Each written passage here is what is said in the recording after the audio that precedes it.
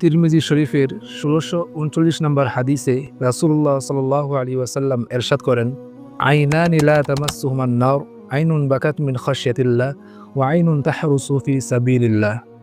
রাসূলুল্লাহ সাল্লাল্লাহু আলাইহি ওয়াসাল্লাম এরশাদ করেন, দুই শ্রেণীর মানুষকে কখনোই জাহান্নামের আগুন স্পর্শ করবে না।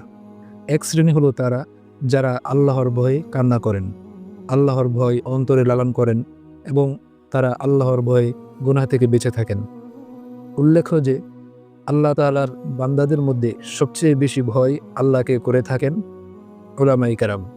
যেমনটি আল্লাহ তাআলা কোরআনের এক আয়াতের মধ্যে বলেন, ইন্নামা ইয়াখশাল্লাহা মিন ইবাদিহিল উলামা, অর্থাৎ আমার বান্দাদের মধ্যে সবচেয়ে বেশি ভয় আমাকে উলামায়ে কেরামই করে থাকেন। অতএব এই হাদিসের অংশের প্রথম মিস্তাক হবেন হযরত উলামায়ে কেরাম। হাদিসের দ্বিতীয় অংশে রাসূলুল্লাহ সাল্লাল্লাহু আলাইহি ওয়াসাল্লাম বলেন, আইনুন তাহরুসু ফি সাবিলিল্লাহ, অর্থাৎ যারা আল্লাহর রাস্তায় জাগ্রত থাকে। এই অংশ দ্বারা যারা আল্লাহর রাস্তায় জিহাদ করে এবং যারা আল্লাহর রাস্তায় দ্বীনি কাজের জন্য জাগ্রত থাকে এবং যারা এলেম অর্জনের জন্য রাত জাগরণ করে এবং যারা বাইতুল্লাহ জিয়ারতের জন্য বাইতুল্লাহতে হজ করার জন্য যারা গমন করেন, তারা সকলেই এই হাদিসের এই অংশ দ্বারা তার উদ্দেশ্য হতে পারেন।